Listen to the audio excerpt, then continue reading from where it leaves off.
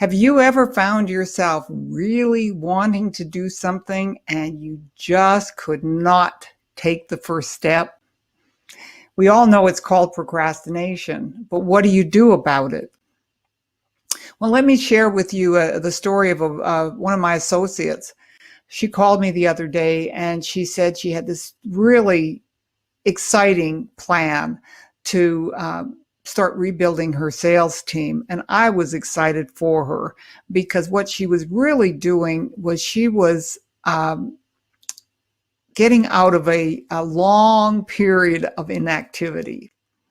That's important because that long period of inactivity, of course, had made her very nervous about getting started again.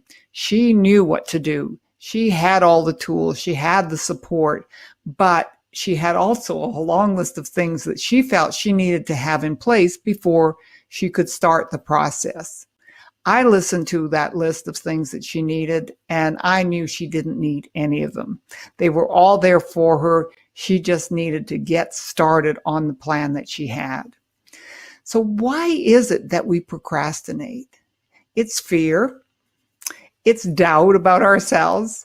It's not being 100% certain that we have all the pieces together. So there's a couple of things that are important here.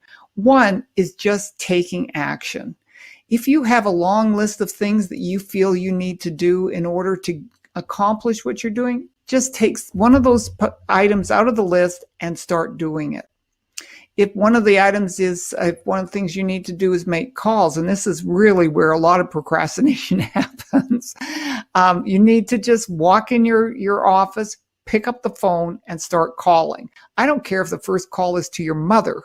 Just start calling. And once you've called, just tell yourself, I'm going to call again, and then again, and then again. It's getting that body in motion. You know the old adage, a body in motion stays in motion, a body at rest stays at rest. So we just want to get that body in motion. And you go through the steps in your plan and get it done.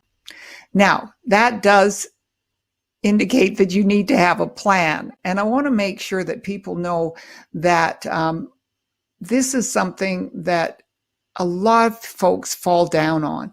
They don't have the things they need to do put together in such a way that they can go step by step. The issue then becomes you get stopped each step of the way and you have to go, okay, what's next and what's next? So having that plan is really critical, really important. And I want to offer you, if you're having a challenge in that area, I want to offer you at least for free the first step on how to put a plan together and turn your aspirations into goals and those goals into activity.